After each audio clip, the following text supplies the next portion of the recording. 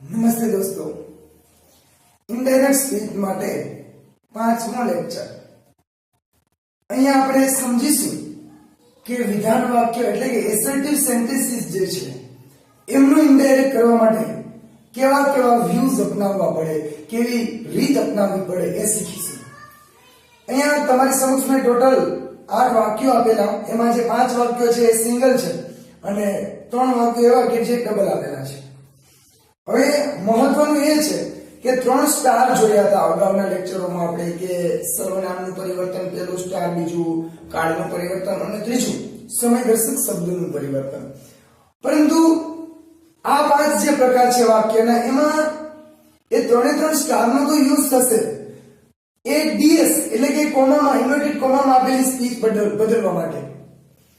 એટલે આમાં માત્ર વાક્યના પ્રકાર પ્રમાણે એક રિપોર્ટિંગ વર્બ બદલશે અને સંયોજક બદલશે.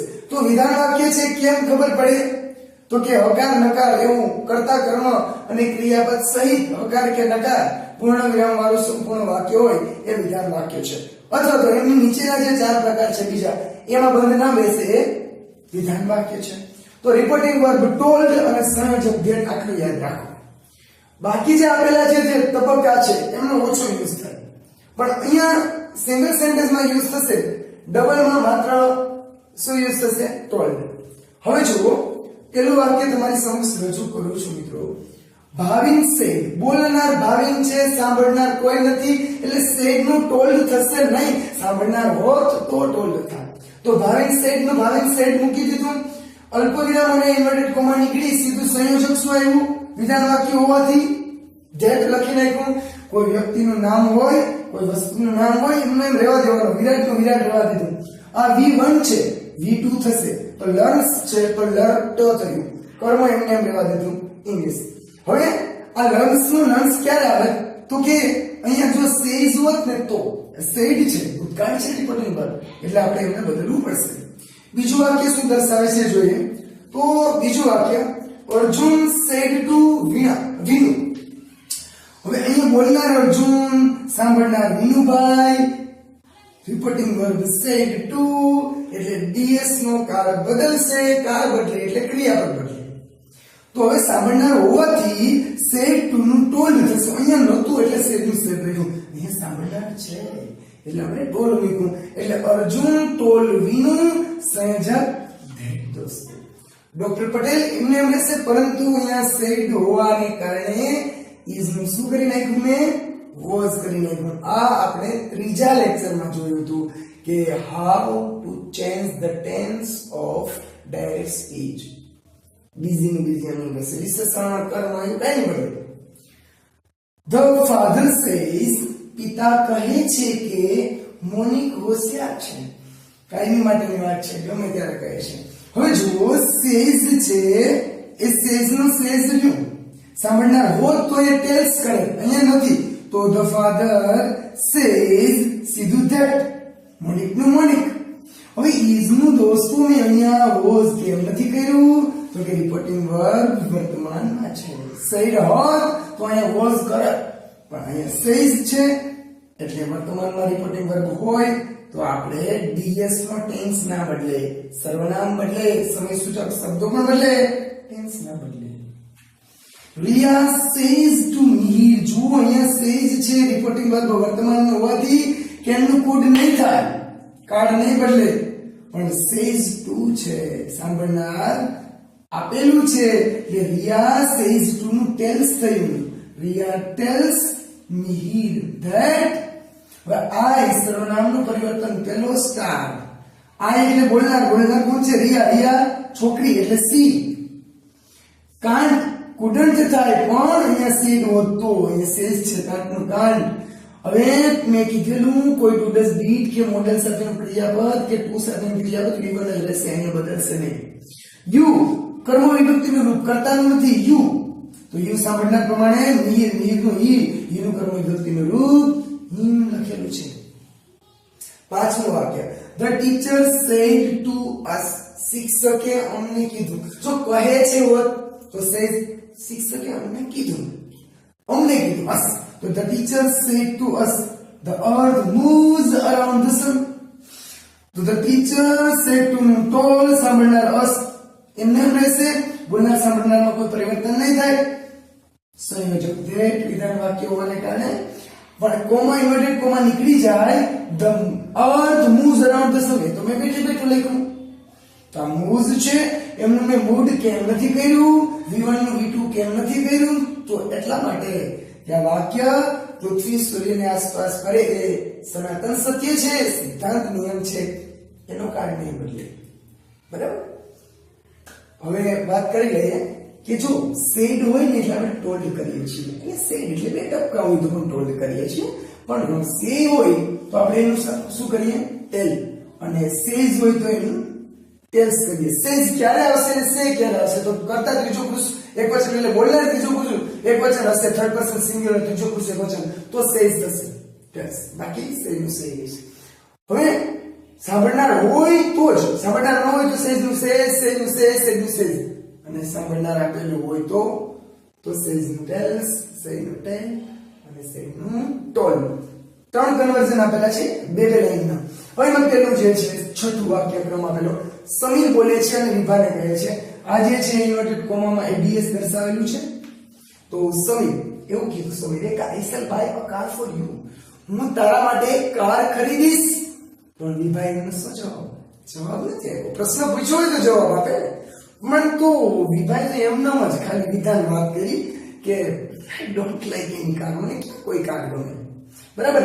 તો પેલું વાક્ય છે સમીરનું સમીર ટોલ્ડ, બે ટપકા એટલે કે સેડ, એટલે સેડ નું શું થયું? સાંભળનાર લીધે ટોલ્ડ. તો સમીર ટોલ્ડ, સાંભળનાર વિભા, સંયોજક ધેટ. આઈ બોલનાર પ્રમાણે સમીરનું હી, વિલ્સનનું વુડ, કાળ તો બદલવાનો જ છે. સહાયકાર ક્રિયાપદ બદલશે, મુખ્ય ક્રિયાપદ હોય બદલે, પણ મોડેલ સાથેનું ક્રિયાપદ નહીં બદલે. તો વુડ તો બાય નું બાય જ રહેશે, બોટ થાય નહીં. એકલું બાય હોત તો બોટ થાત, પણ અહીંયા મોડેલ સાથે can could may might should would must ought need dare સાથે એમનો રહેશે. બરાબર. Can could may might should would must ought સાથે અકાર એવું થયું, ફોર ટુ ફોર રહ્યું. હવે યુ કર્મ વ્યક્તિનું યુ સાંભળનાર સ્ત્રી, વિભા છોકરીમાં નામ આવે. બરાબર. તો હર લખવાનું કર્મ વિભક્તિ સી. હવે વિભા એ શું કીધું? જો તમે એને એવું લાગે, એવું ફીલ થાય કે ભાઈ વિભાએ જવાબ આપ્યો, તો તમે રિપ્લાઇડ ધેટ લખી શકો. ઉપર પ્રશ્નાર્થ હોય તો આ જસ્ટ એમનો વાત છે, એટલે મેં ટોલ્ડ લગાડેલું છે કે વિભા ટોલ્ડ સાંભળનાર સમીર. અહીંયા હું સમીર લખી શકું ને, હું હિમ પણ લખી શકું.